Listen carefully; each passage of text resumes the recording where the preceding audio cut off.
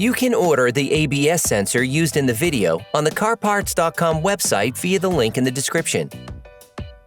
Turn off your engine and set the parking brake. Loosen the stud bolts on the rear wheels. Lift the rear of your vehicle. We strongly suggest watching our video on how to jack your Ford F150 safely before carrying out this step. Place the vehicle on the jack stands. In order to change the rear ABS sensor on your vehicle, you will need to take off the wheel to have full access. Don't forget to put the wheel under the vehicle. Using a ratchet and a 10mm socket, unscrew the ABS sensor retaining screw.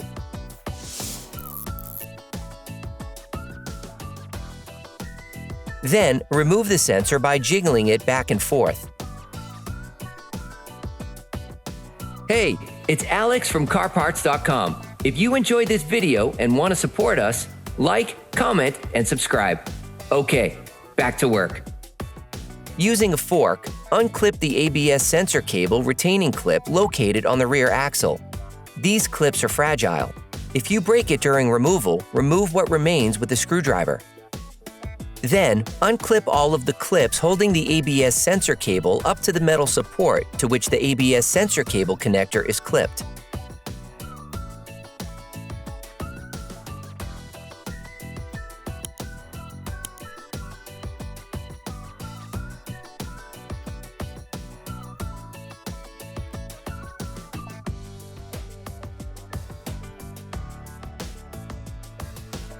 Once the cable has been completely unclipped, use a fork to remove the ABS sensor cable connector from its support.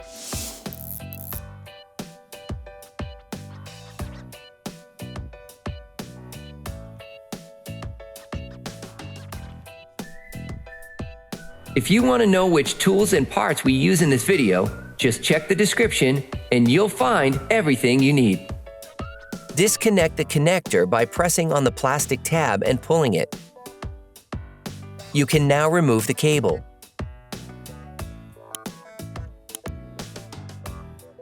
If you broke the cable connector retaining clip, remove what remains using a flathead screwdriver and a hammer.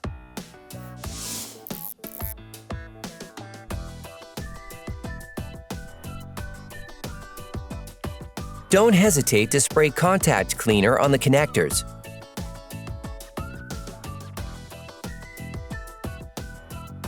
You can order the ABS sensor used in the video on the CarParts.com website via the link in the description. Take the new cable. Reconnect the connector.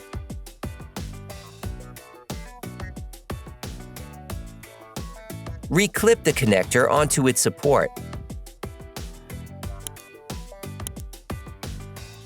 Reclip the cable back onto the support.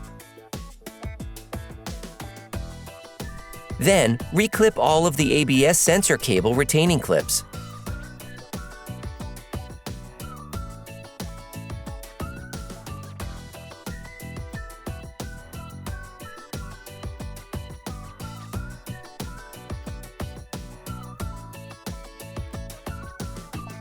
You can purchase the parts we used here by visiting our website at CarParts.com. Before installing the new sensor, we recommend that you thoroughly clean its location using fine sandpaper.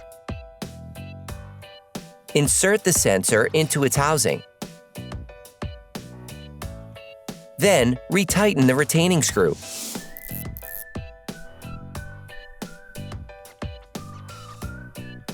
Then, you will be able to put the wheel back on your vehicle.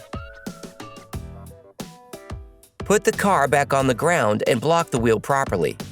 Operation complete.